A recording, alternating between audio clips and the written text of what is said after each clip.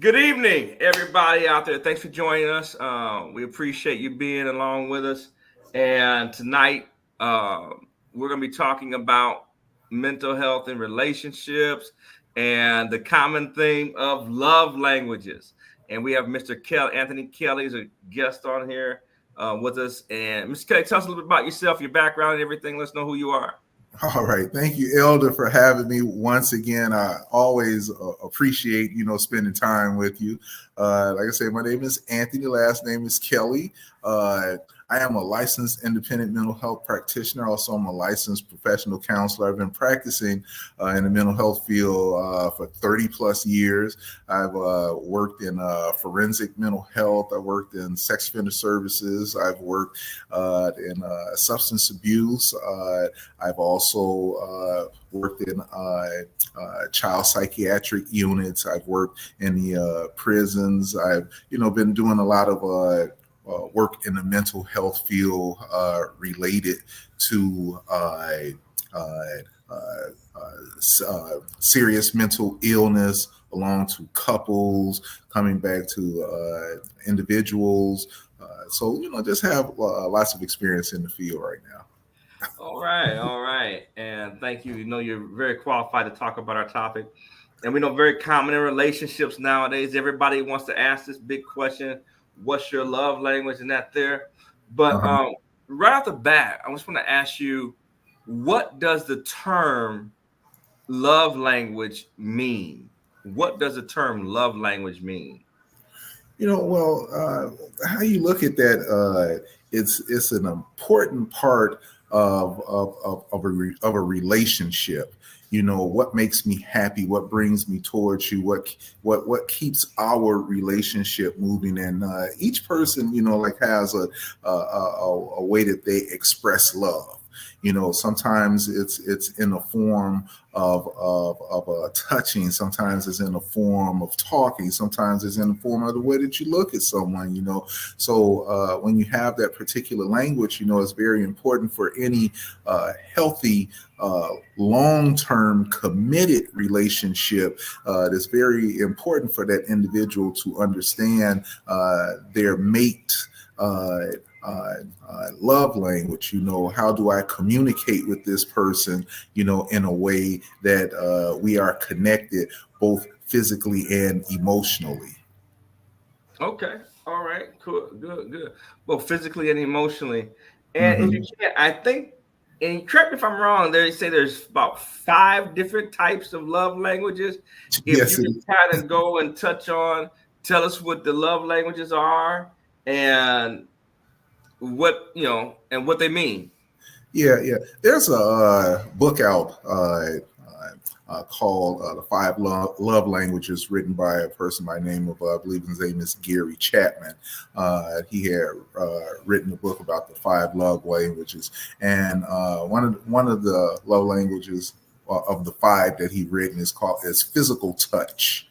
Another is words of affirmation. One is quality time. One is receiving gifts or gift giving and acts of service. So each individual typically responds to one of those particular ways of love, or feeling love, or feel appreciated in a loving manner.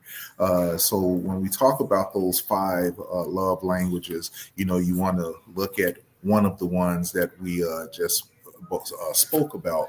I'm one, he also talked about, and as Mr. Chapman, he talked about the Bible, and very much so, we all know we love the Bible, love reading the Bible, love everything about it, and so when I look at those words of affirmation, nothing has been done under the sun that has not already been done in the Bible. So the Bible is our guideline to everything that happens in our life.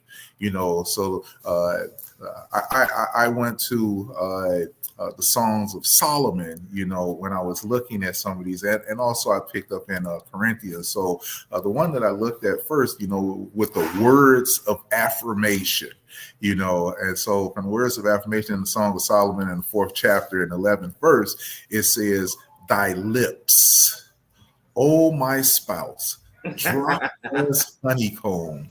Honey and milk are under thy tongue, and the smell of thy garments is like the smell of Lebanon." And when I read that, I was like, "Whoa, boy, if that's not words of affirmation to telling me on how good I smell and how good I look." And so that's coming directly from the Bible. The Lord, like I said, the Lord has put this out there for us already, like to go to look at.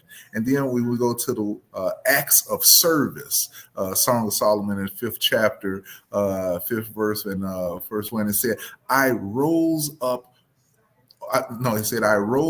to open to my beloved, and my hands dropped with myrrh, and my fingers with sweet smelling myrrh upon the handles of the lock. Now, I'm bringing things to you, sweet smelling things to you, things that you need, and these are those acts of service, that the Song of Solomon is talking about, that to keep that relationship moving forward, and then from receiving gifts, we go into 1 Corinthians 14 chapter. It says, I follow after charity and desire spiritual gifts, but rather that ye may prophecy. So he's telling you, receiving those particular gifts of spiritual gifts, I desire those particular things.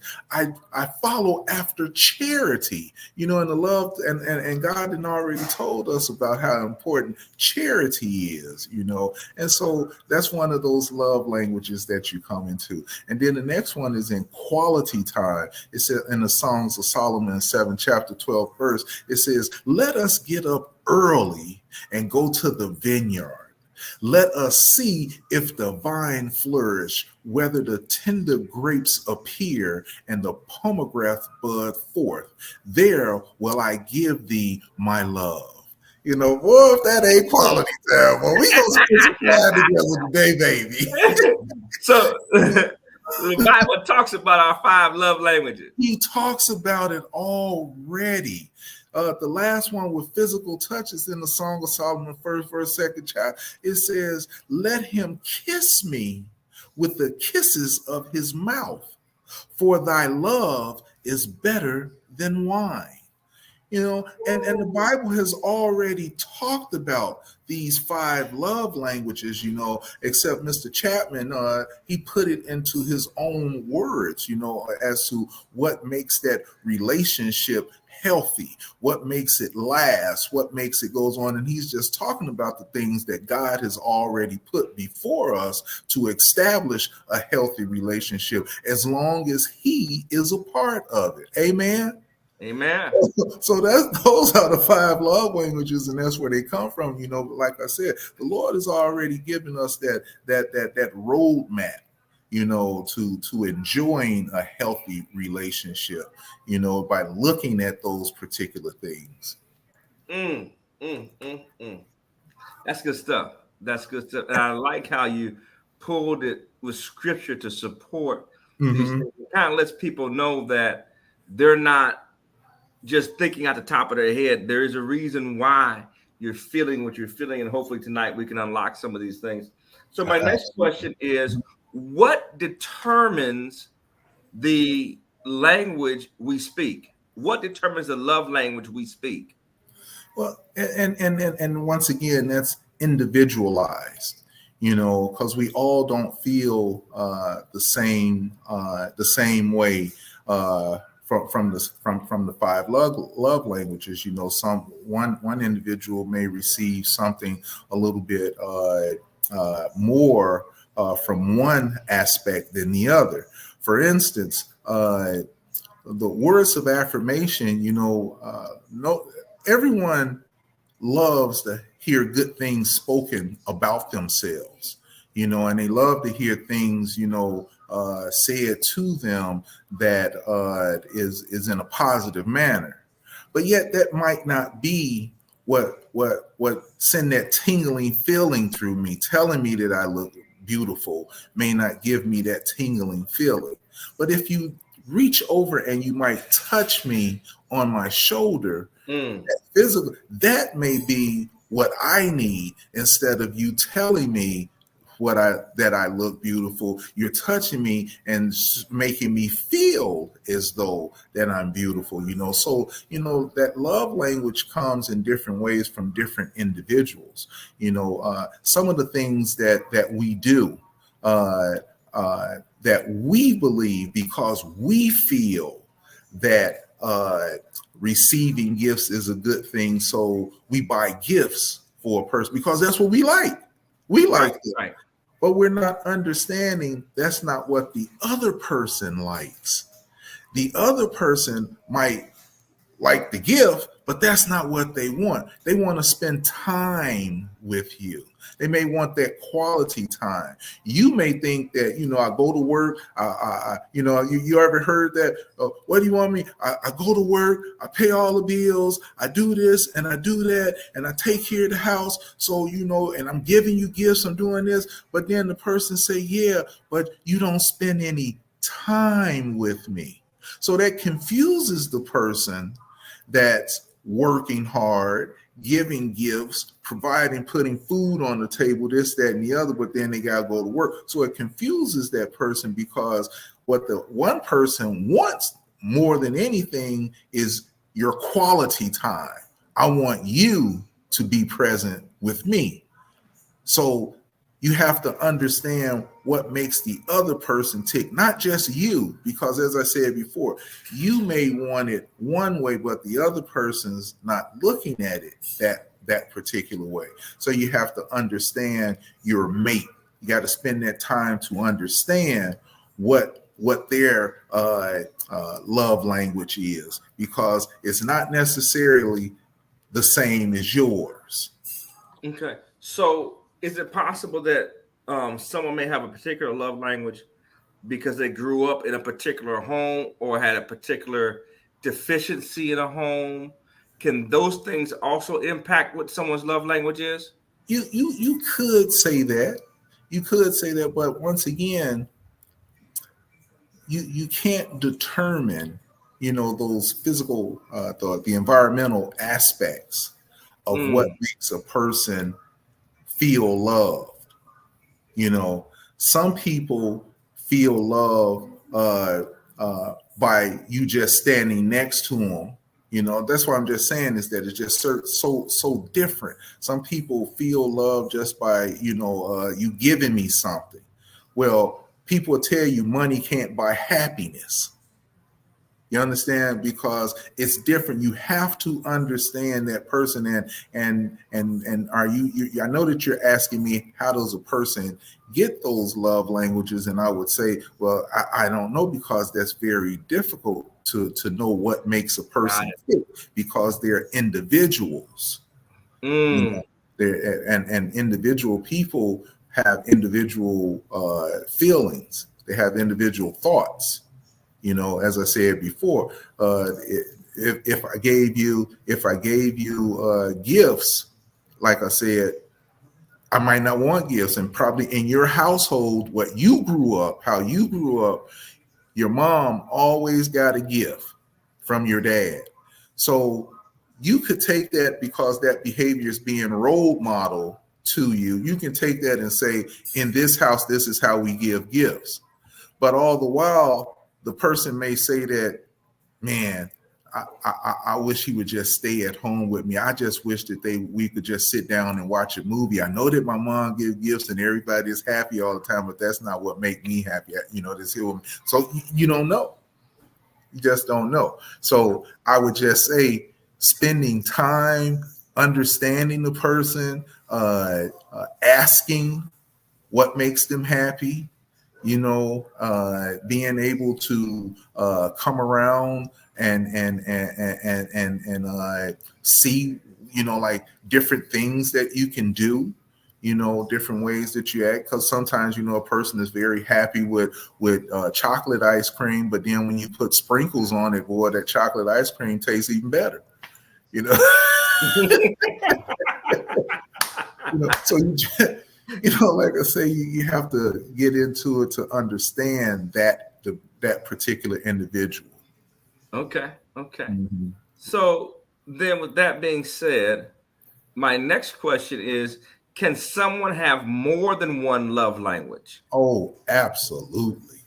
Positively, absolutely. Me personally, I have all of the 5 love languages. I mean, I want them all, but the one that is really goes with me, my number one, is physical touch. And most men, their number one is physical touch. Okay. Mm-hmm. So I love that the physical touch part, and then the next one for me will probably be quality time, and my third, words of affirmation.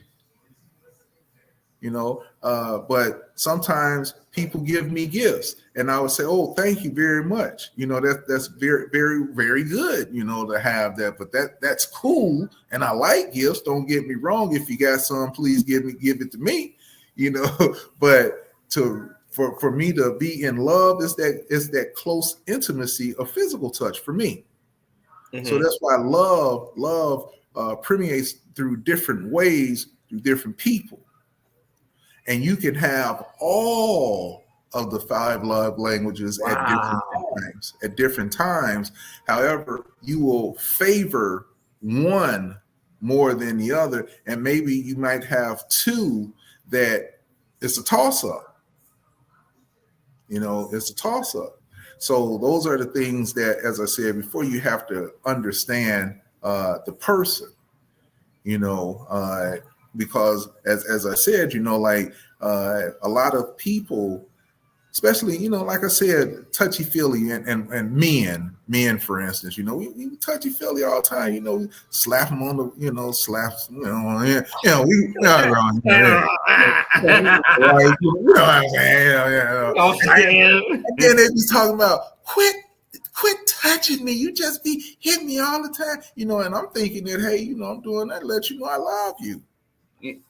But see, that's not what that person might want. That person might just want to see, hey, you look beautiful. You look good in that. And that'll do it. But see, you probably thinking rub him on the back or, something like that. That ain't what they want. Or, you stay at home all day, don't do nothing because you're always working. And you staying at home with them all day. And you would think, man, I got to go get that money. I got to make sure that we eat. I got to make sure that this here. But what they're saying is, well, I wish you were here with me. You've heard, you hear it all the time in relationships where marriages break up a lot because the other person's not there. And they start complaining, well, I don't ever see you. I don't ever spend no time with you. But yet they give them money and they smile and they're happy, but yet that's not what they want. They really want you to be there with them and take me out with the money that you have, and that builds that strong relationship. So that person is saying to you, I would like to receive gifts and I would like to spend quality time with you. Mm-hmm. So that way you're picking up on that. The acts of service, yeah, I know some of my friends. I've met a few that they love to buy their wife jewelry, and it makes them happy. They say, "Man, I give her this here, and she's happy." Da da da da da da da da. And I'll be like, "Yeah." And they say, "Well, baby, I love jewelry, so she loves receiving gifts. Love receiving gifts." So that's how you get to understand what this person does. But yet that person, they can be out with the boys all the time, all they want to. But as long as I'm giving gifts, that makes them happy. Good. So, like I say, you have to go out to understand a person's love language. And all the time, it's not the love language that you have that makes you happy. That's not what makes the other person happy most of the time. So you have to pay attention to that. But we can have all of them, but you have to know which one that they would prefer. Okay. Does that make sense? Yeah. Makes perfect sense. Makes perfect sense. So then my next question is, should I marry my love language or should I seek someone who has a different love language? Another good question. When I work with couples, first thing that I notice is that opposites attract. It is a strong characteristic of individuals that have opposites, and it fascinates one person to be strong in one area and they're weak in another, and the other person is weak in one, and you're strong in other. But bringing it together, man, boom, powerful. When you understand it. So that's why you have to understand that. You are not the dominant. Whenever one person becomes dominant and it's always my way, my way, my way, my way, my way, you're going to lose out on that. Okay? So you have to be able to balance that. Sometimes receiving gifts is good. Sometimes physical touch. I like this here and you like this. So sometimes we have to give and take to be able to make it work. But if it's always your way with anything else and you're on that opposite spectrum, that's when you start having conflict because you're not letting me get my turn. You see, so it's like a person want to go. One person likes to go surfing. We'll say one likes to go surfing, and one likes to go watch movies. So, do we have to go surfing all the time, or do we do movies all the time? Well, how to offset that is we go surfing one week, go to the movie next week, go surfing one week, go to the movie last week. But understand, in a long-term, healthy relationship, you take turns and you balance each other out. In a long-term, unhealthy relationship, you will notice one person is getting more of their needs met than the other person. And that's where the opposites, person that don't speak your language, that's where they're getting fed and you're not. So you have to learn how to balance that out, because a lot of people are involved with their opposite. A lot of people are. And then they learn as they go on, because we have life changes, and your love language may change. Remember when we get married and we're in that honeymoon phase, in that first honeymoon stage, man, it's like, oh, kiss me, baby, I can't get enough of you, and then next thing you know what happens when you're kissing all the time, here come the kid. And then we have a life issue. And so, well, I don't want you kissing me all the time no more. Every time you look at me, I come up. So, what used to be physical touch then changed. Now it might be, hey, just tell me that you want to be. Just tell me how pretty I look.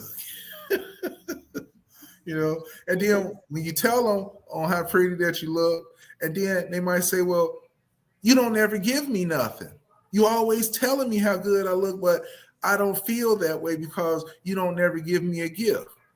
You see on how the love languages change? And it's very subtle, and we don't pay attention to that, especially in long-term relationships.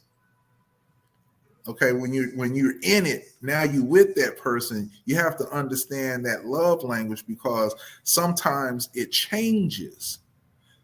It's still, the one that you like is still there, but now they want more of a different one now. I still want the love, but I want a different one now. Wow. You see, and so we start looking at those particular things. So that's why I say, being in touch with your mate. I call it having that emotional intimacy. That's one of the things that's not on the love language here, but it's emotional intimacy. Understanding emotionally what your mate needs, and sometimes and it's not sex. It's being in tune with that person, feeling what they need or what they want. I could be thinking about something and my mate is putting it together for me. Just know. I just know that you needed this here right now. You see what I'm saying?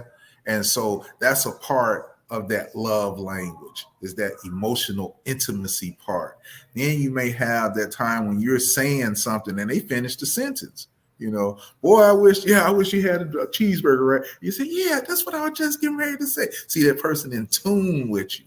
That's a love language, and people miss that part of a long-term, committed, healthy relationship. That goes into all of those particular things. It's very important that each person is important and expresses love in their own way. Learning from your partner, and your partner's primary love language is what you always want to be looking for. Understanding that sometimes that it changes, but staying very consistent with sharpening, the relationship, putting positive things into the relationship to keep that language viable in the relationship, for a long term. The one thing, the reason why the love languages are so important is because people don't realize what they're saying when they get married. Some people don't. They don't realize what they're saying. And when I do my couples counseling, I ask them, very bluntly, do you know what the word forever means? Really? Do you really know what the word forever mean? I mean, you said it when you got married, I promised to love her forever, right? And so people, they look at that and I ask them, do you know what forever, that's a long time. So you can't expect to do the same thing forever.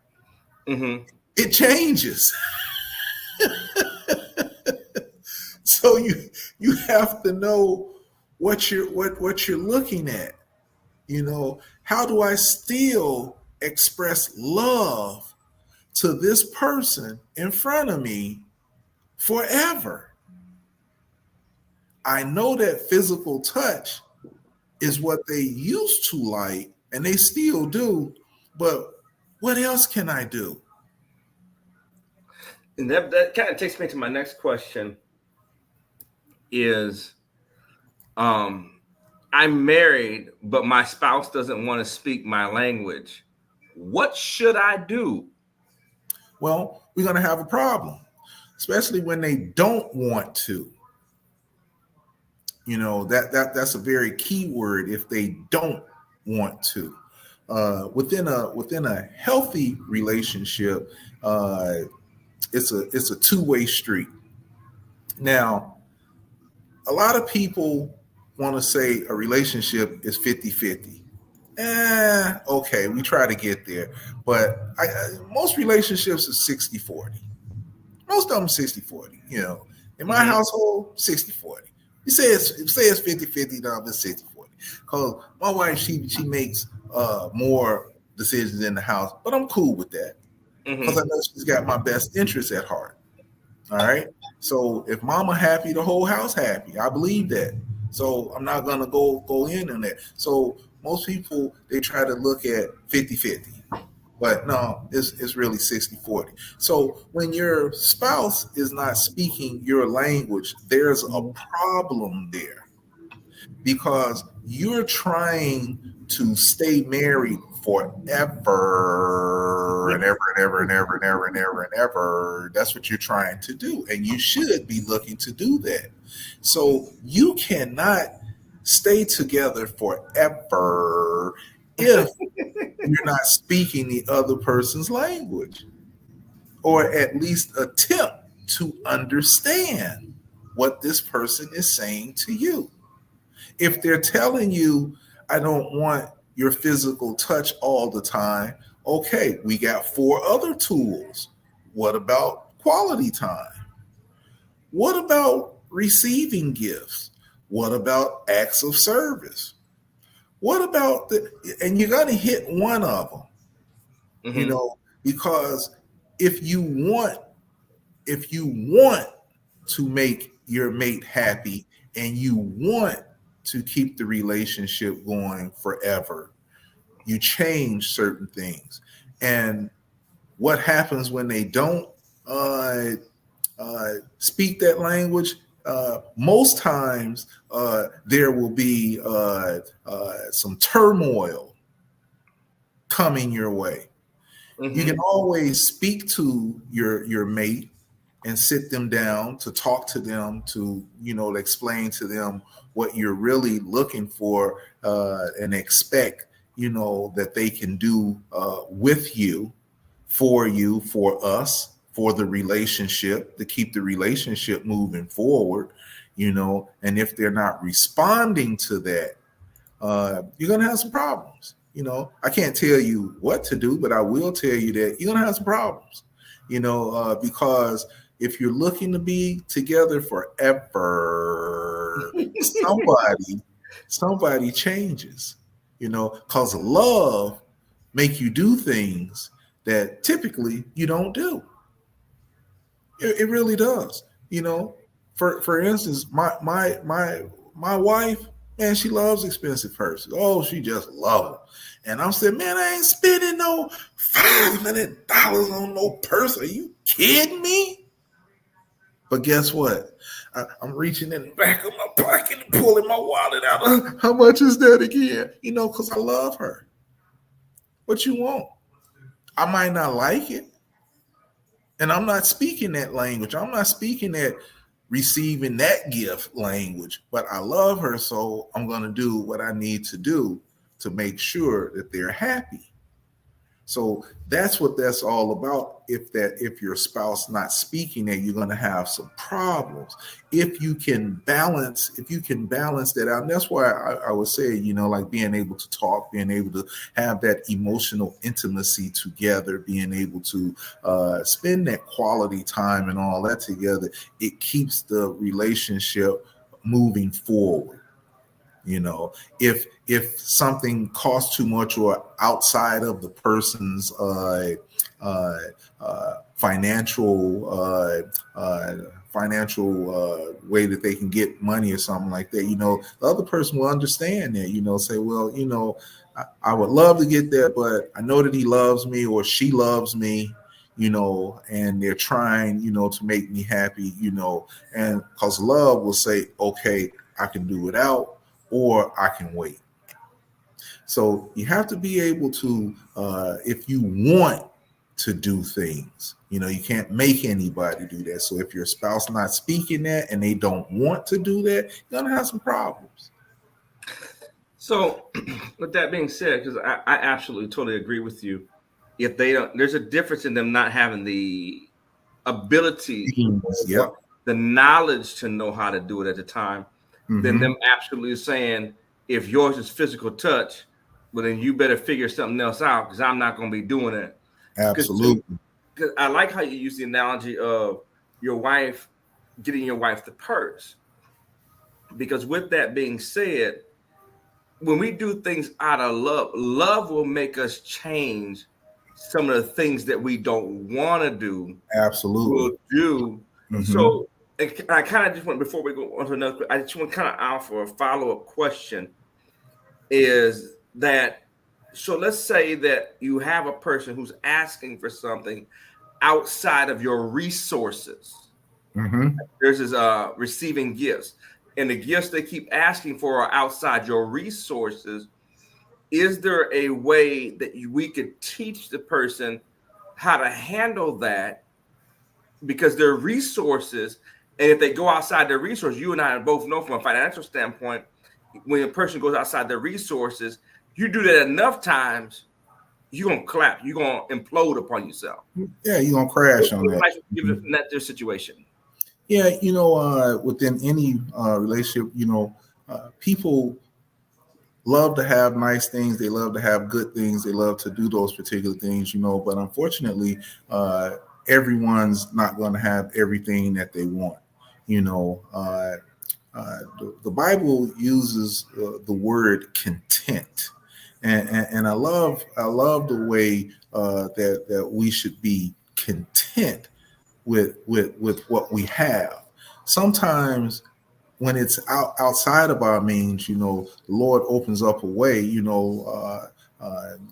with blessings, that maybe He may bless us down the road. I was just talking to someone today. The Lord comes at us with yes, no, and not right now.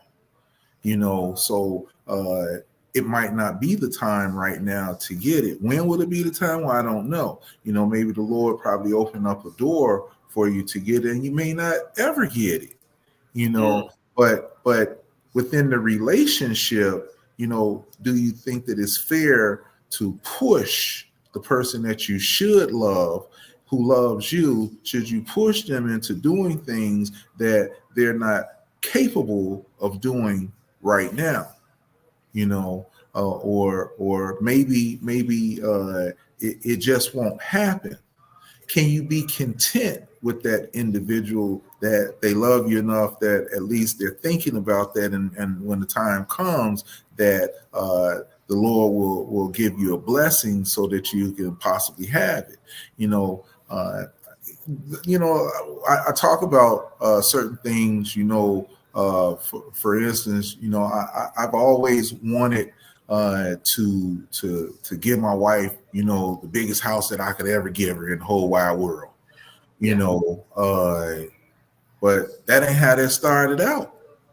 I started in a 1-bedroom apartment with 2 kids with a 5-foot bathtub and no shower. Then my wife asked for better things. Sure, she did, but I wasn't able to get it. And I just said, but I'll work. I'll try my best to do what I got to do to try to get there. And the Lord blessed, where He kept us together. He kept me moving. I didn't lie and say that I'm not gonna do it, or I'm gonna get it. I'm gonna get it tomorrow, or I'm gonna do it. I know, and she didn't push me into going out to do something that I shouldn't be doing just to make her happy with some material stuff. You see, so you have to be able to pick your mate up when it can't get something that you really want. This is where words of affirmation comes in, saying, "Okay, babe, I understand. I know that you're doing the best that you can do right now. It's just not right at the right time, and we're gonna get it later together." Words of picking me up. I already feel bad because I can't do it, and now you picking me up, and letting me know that you believe in me. Okay, so those are the things that when we can understand how to utilize the 5 love languages to have a healthy, long-lasting, committed relationship, and these things, they do work because they work in everyday situations that we're faced with all the time. And it's not just regulated to the rich, the poor, or the ones that have so much money that they can just blow it out the trees. Things happen for them also. You can have a whole lot of money, but you probably don't spend any time with the person. You see, you can do a lot of things. I hear a lot of people say that, my mom or my dad, they don't really even hug me. They always giving me stuff, but they really don't hug me. It's all of those particular things that we have to be looking at to indicate love. This is what makes me feel loved. That's good. And I think and we've kind of touched on this question here before, and maybe been answered already, but I kind of want to revisit it. Is how do I learn to speak my spouse's love language? Because sometimes I know some men, because of you're often taught men don't cry or men don't do this. Some men may not know how to give words of affirmation. They may not know how to do, or we know acts of service. We can do, as I like to say, we can do the male responsibility of the relationship, but we don't know how to show the male's love in the relationship. Right. And you kind of touch on that for the men that are watching. Give them some clues, and then we want to also touch on the women, because you touched on it before when you talked about your wife encouraging you, saying, baby, I know our resources don't allot for me to have this right now, but I believe that you can get this for me. How we can just work together, that even though we don't have what we want, but we can still maneuver. So first thing I like to touch on is, how can we as men, even though we may know how to take care of the responsibility of the man in the relationship, how we can move towards showing the love in the relationship, so it's not out of duty, but out of affirmation or feeling or attraction. Yeah, very good question. And like you said, a lot of men, they don't want to cry, they don't want to show a weakness, because we have to save face. We can't look like no punk, and I run my house, stuff like this, right. And until they walk in the door, what you say? No,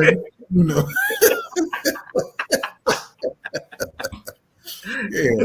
The thing what I always say, it's just all right to be able to express love in various ways. For instance, sometimes we don't tell someone our true feelings, Right. And that's because we just don't know what they're going to do with that. And I try to tell some men, your feelings are not for everyone to know. However,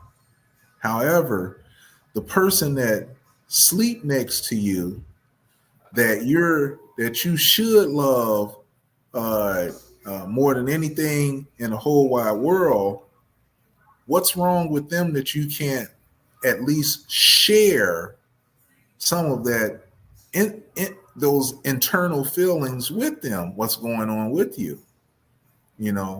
I try to shoot for 90, probably about 98%, especially if you're in a committed marriage, committed relationship. People talk about, they tell me 100%. I tell you anything that. No, you don't.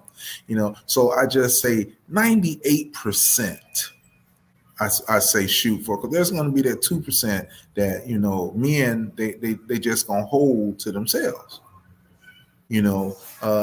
Because we don't know how that person is going to react. We don't know if they're going to, probably laugh at it, or say, well, what? I didn't know you know, and any little thing that affects our manhood, we're not going to put that out there, you know. So that's why it talks about love. You have to deeply love a person to be able to talk about my innermost thoughts, my innermost secrets. Mm. You know, you have to be able to do that. And so that's why they talk about these here languages, and these love languages are not for everyone. They're talking about that one that you're with, that intimate one, like a lot of people talk about with God.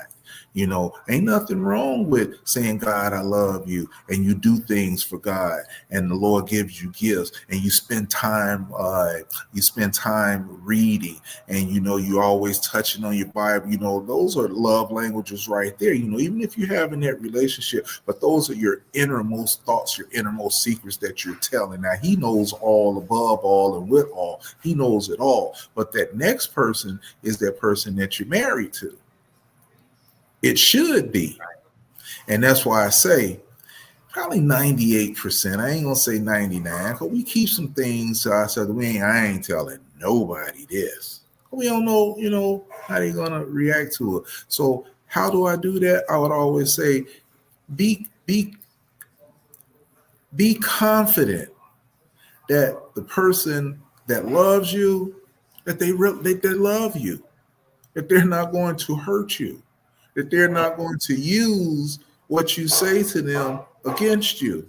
It's unfair to use, if they saw you cry, it's unfair for them to say in front of somebody, oh yeah, well, see, he was crying. You know, I ain't gonna never tell you nothing else.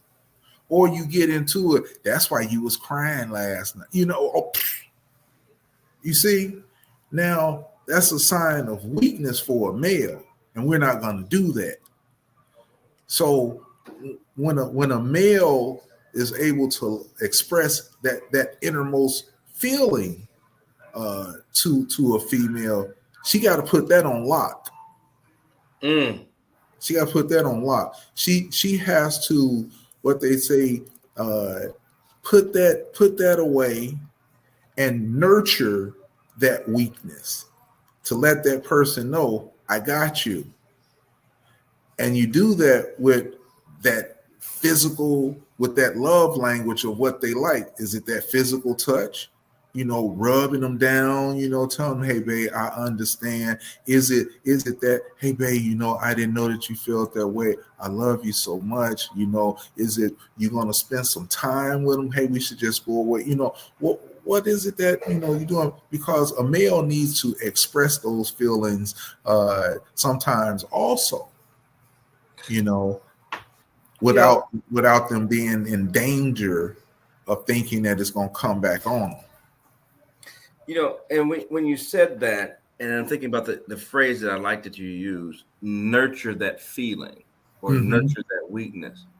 Because when I think about in relationships, I think there are some relationships where when someone tries to express what they feel,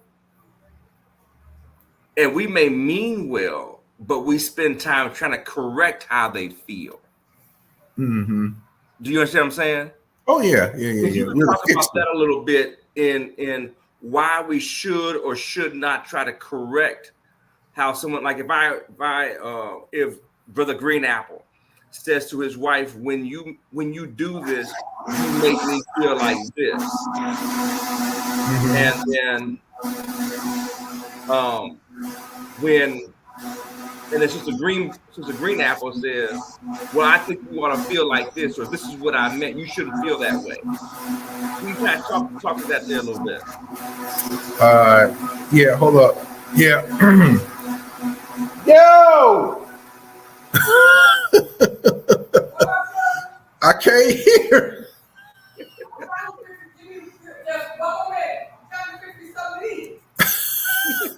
That's my wife. So you gotta see. Now you heard that. See, that's that word of affirmation. All right. Yeah. So, like I was saying, was that changing how that person feels about that. Mm-hmm. How should we tackle that? Yeah, the one thing that a lot of people try to do is, like you were saying, is tell a person how they should feel, or what they feel, or how they feel. And very bad mistake is you can't tell a person how they feel, because they're telling you that this is how you make me feel. It's not up to you to debate that. You shouldn't be debating how that person feel. The question, or how you want to answer that is, oh, like, I didn't know, or I'm sorry, or is there anything that I can do? you know but don't negate that person's feeling, because now they're not going to talk to you anymore, because you're telling me that you don't care about my feelings. And anytime when you tell a person that you don't care, and they're telling you that I don't like this, and you be like, well, the only reason why you don't like this is because, well, I'm telling you I don't like it. And so maybe it is because they're doing this, but the fact of the matter is they don't like it. So it's very much so up to you to listen as to what's being said. And a lot of times, as I said before, sometimes a person may not be willing to change. When you're not willing to change, we're gonna have some problems. You see what I'm saying? When you're not willing to do that. But if they're expressing that to you, and you take it for what it's worth, because sometimes you're not going to hear pleasant things about you. That's the one thing that I had learned, from my wife one time, because I'm a fixer. That's what I do. I fix things. I want to fix it. I want it to be good. Well, one day she sat me down and she told me, she said, hey, look, I don't like when you do da ba da ba da ba da ba da ba da ba da, and I don't care when this here go on and this that da da da da da da da da.